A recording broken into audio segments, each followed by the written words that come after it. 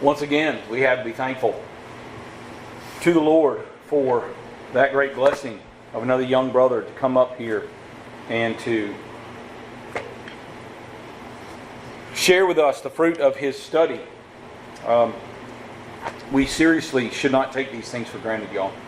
I have said before, and I say it now again, I believe that the singular, crowning's not the right word, but the number one sin, if you will, of Americans is ingratitude. I believe that. With every fiber of my being, we are not thankful. We have been blessed far, far, far beyond any other people, any other nation, any other country on the planet in history. With this land, with the wealth, with the freedom, and we are not grateful. We are not thankful. And so we need to practice gratitude in small ways so that we will always be grateful for the big things as well. I think I want to explore something, y'all. Come with me to James chapter 4, if you would. I want to explore something. Last Sunday when I was preaching, I hit, and I don't even remember where it was now, in Timothy or something. I hit a phrase. It was something like, the Lord will save His people. Something like that.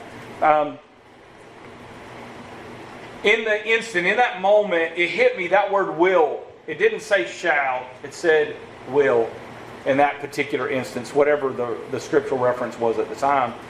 It said will, not shall.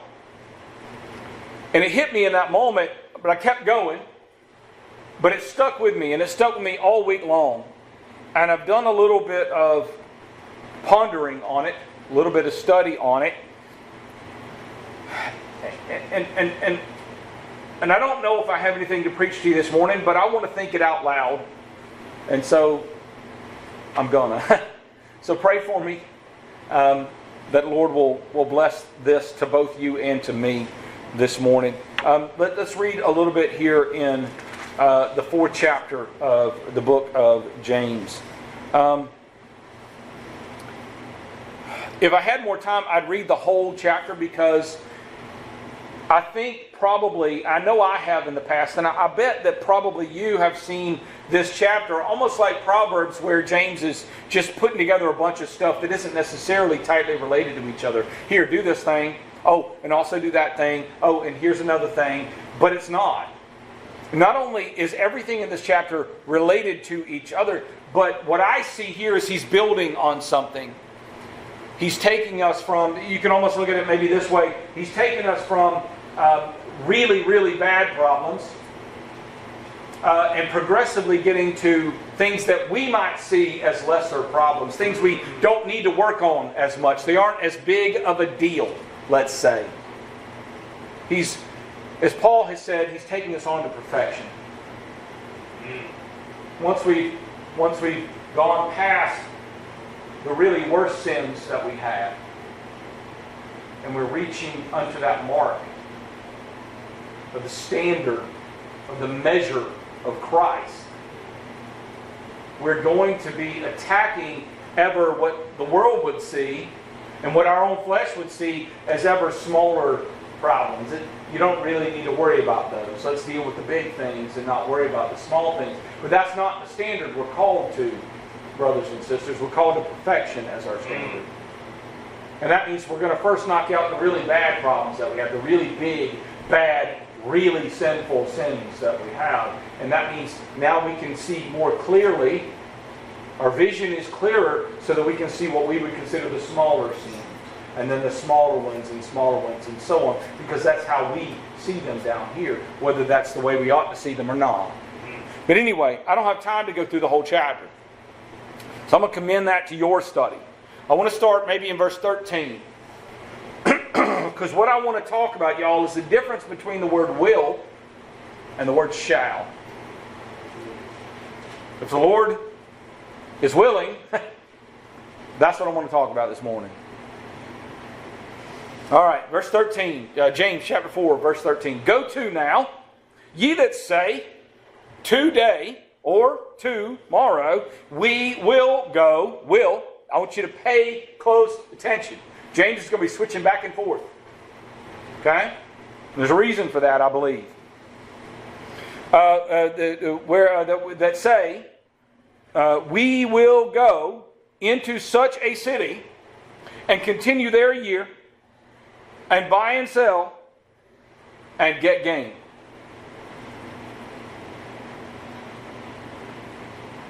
Too loud? I'll just turn it off. I don't need it anyway. All right. Is that better? Can you hear me, Sister Nola? Okay. All right. Go to now, ye that say, today or tomorrow we will go into such a city. That's number one. And we will continue there a year. And we will buy and sell. And we will get gain. Okay. Now I know it doesn't say will in front of each of those. But you can see how the context implies that they're there, right? We're going to do these four things. We will do this, number one. We will do number two. We will do number three. We'll do number four. You see that? Okay. That's what he's calling out right there. We will do this. And he says in verse 14, whereas ye know not what... What's it say? What's it say? Shall. Whereas ye know not what shall be on the morrow. You don't know what tomorrow brings. You don't know what tomorrow brings. For what is your life? Your whole entire life. Never mind tomorrow. What is your whole entire life? It is even a vapor that appeareth for a little time and then vanisheth away. Okay, I want to talk about will and shall. So will has, we know that, we've talked about before how both of those are unconditional words. Okay, whereas would and should, other forms of will and shall, those are conditional. Well, I would do X if Y is true. Right? If it rains outside, then I would get my umbrella and use it. Right? But if it would not be raining outside, then I would not. That makes sense? Right? So would and should, you should do this. If X is true, then you should do Y. If X is not true, you should not do Y. Would and should are conditional, whereas will and shall are unconditional. Okay, we know that. But I want to draw a distinction between will and shall. Because here's the thing, y'all. We can't use the word shall. We can't. We can use the word will, because there's something a little bit different about will than shall. And that's what I want to draw out, if the Lord will. If the Lord will. Okay? So he says here, I will go do this thing. Go to now, ye that say, today or tomorrow we will go into such a city and continue there a year and buy and sell and get gain. That will do that. I can say that. I actually can say that. James is not actually calling that explicit a statement out. He's calling something that's hidden underneath it, is what he's calling out. Okay? What he's actually calling out is we say that will, and what we mean is shall. That's what he's saying. Okay, because my will is my will. I can want, I can desire to do whatever I want to do. That's my will. Okay? You see, there's a noun and there's a verb of will. My last will and testament. That is a noun. It is my will that my children are well behaved. That is my will.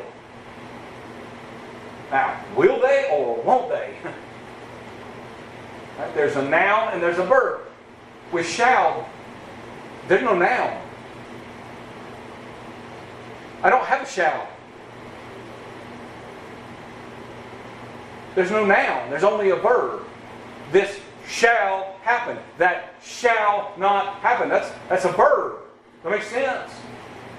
So will and shall, even though they're both unconditional words, they're different. They're very different. And so we can have a will, but we can't have a shall, y'all. Because shall is completely unconditional. We're talking about the future. It is my will right now that X, Y, or Z. Right now, not in the future. I can't know what my will will be 5 minutes from now. I can't know that. But shall is future. We're talking about not what is happening right now. We're talking about something in the future. We don't know the future, y'all. We don't know it. We can't control it.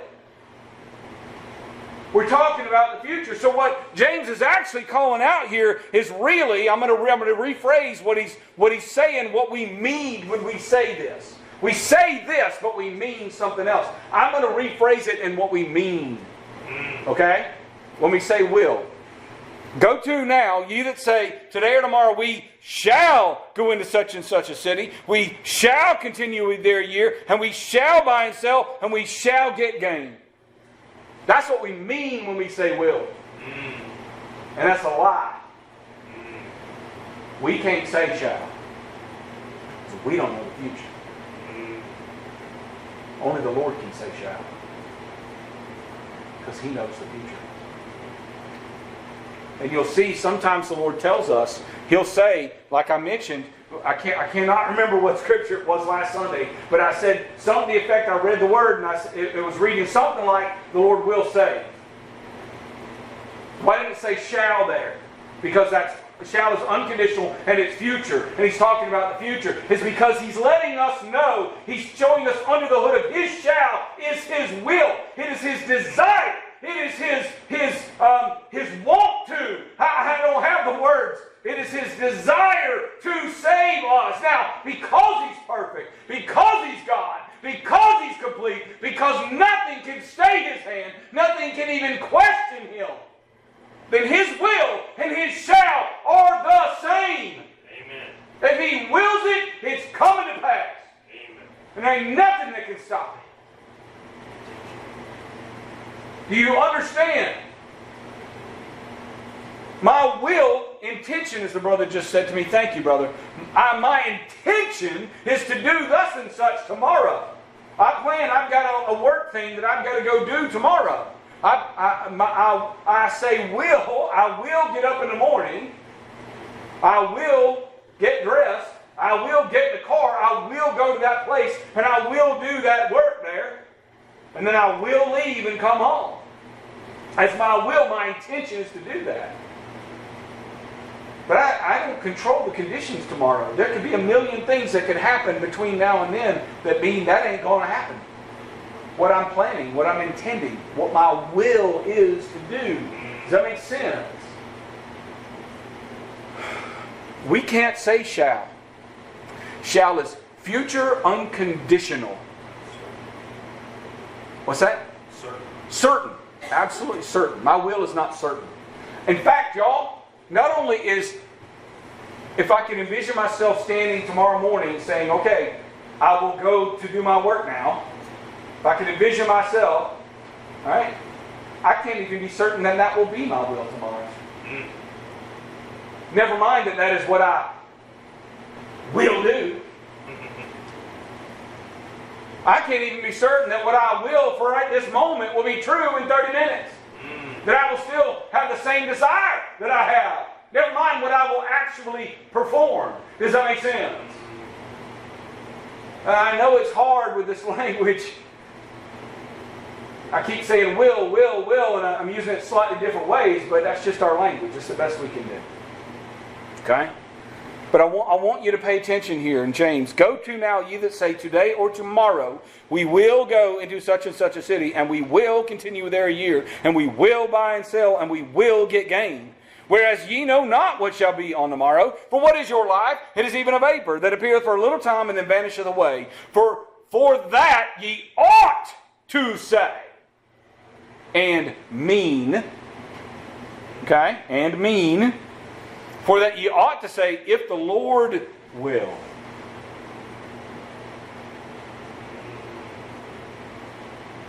If the Lord will.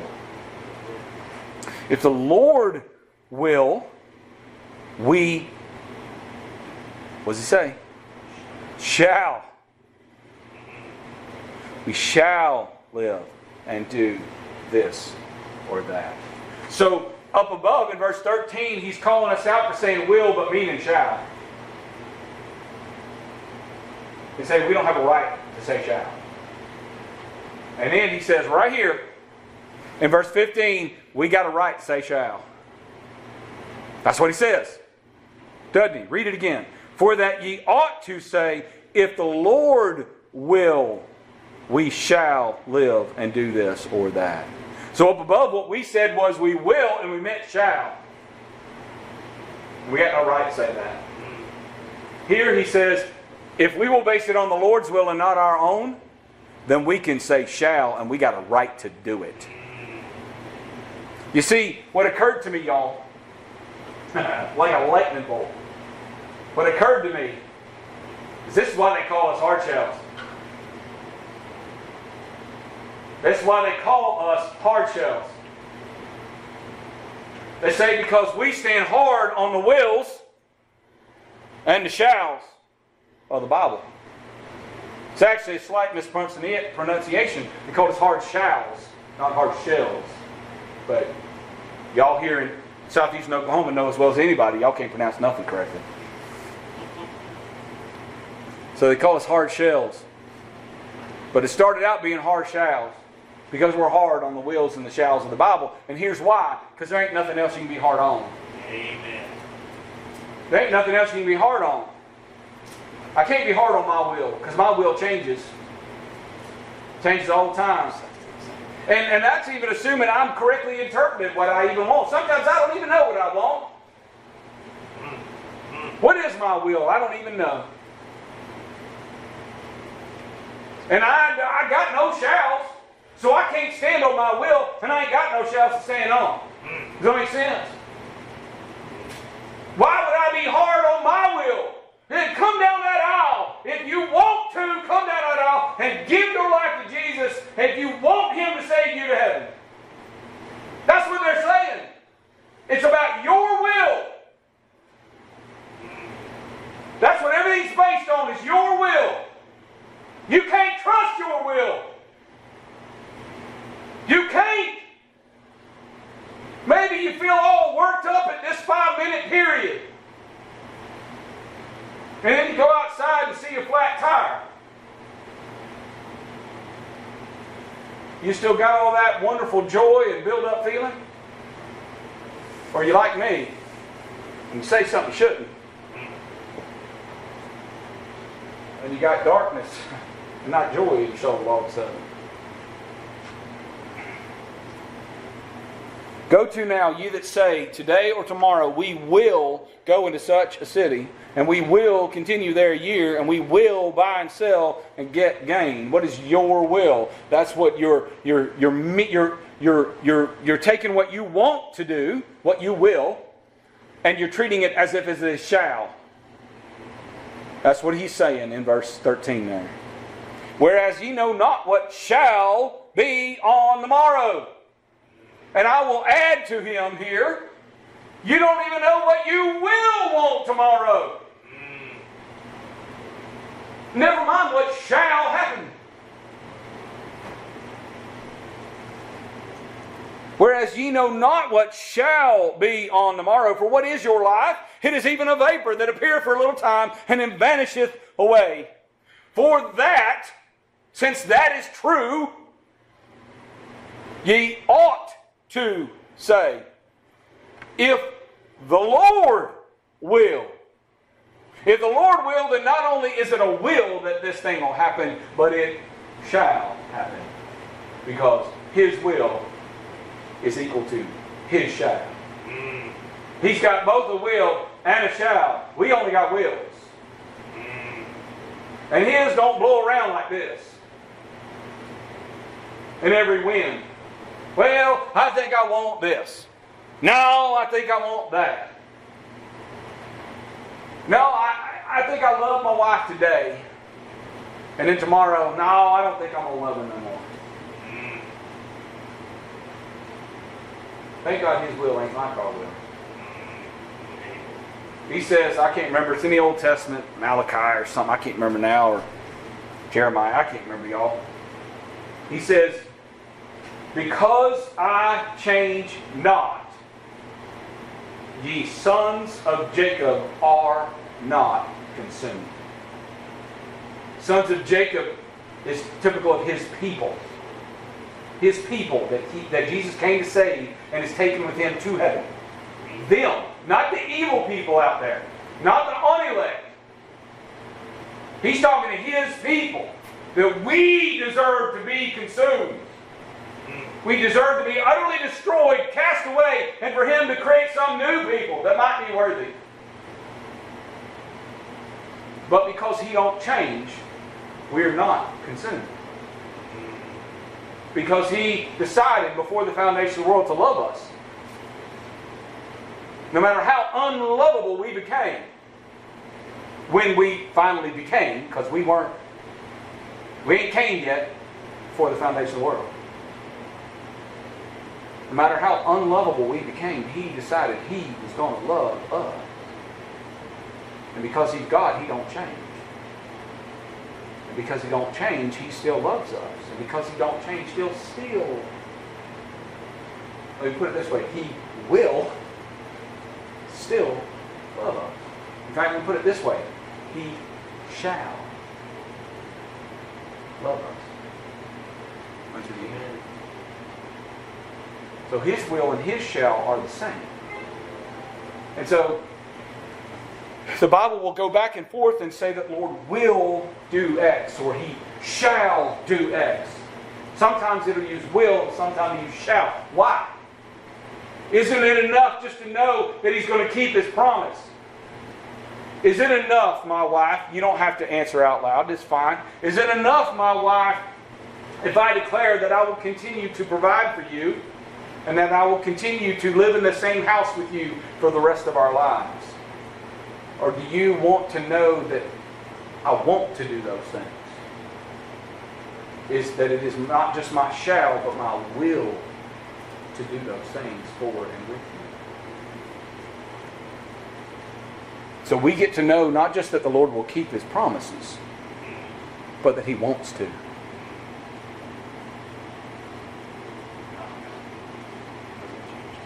Malachi, thank you. It is Malachi. Thank you, brother. Because it is his will. It's what he wants. He wants to save his people, so he shall save his people. Not just that he shall, that he's going to do it unwillingly, that he's going to do it begrudgingly, which is how I do most things in my life. But that he wants to do it. And I know I'm using words that aren't befitting of God, like want, but I'm uneducated. And I can only use the words that I know. So I'm saying it like a man so that we can understand it like a man. Okay, God doesn't want anything in the way that we want, but our language is limited, y'all. Go to now, ye that say, today or tomorrow we will go into such a city, and we will continue there a year, and we will buy and sell, and we will get gain. And by the way, I should say, there's nothing wrong with any of those things. Okay? Nothing wrong with business. There's nothing wrong with making money. As long as we do it lawfully and as long as we use it for a godly purpose. Okay? There's nothing wrong with doing those. He's not calling that out. Okay? He's calling out what we mean when we say things. Not necessarily what we say or how we say it. Now, those two can be related, but we can also hide what we mean by choosing certain language.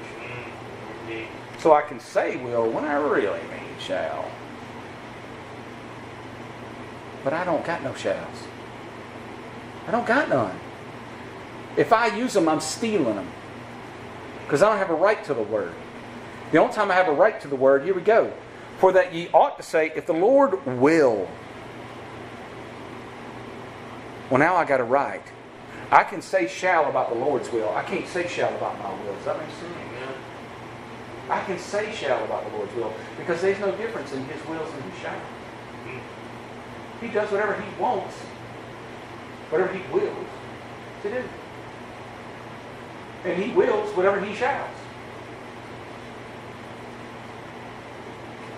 For that ye ought to say, if the Lord will, we shall live and do this or that. But now, you rejoice in your boastings.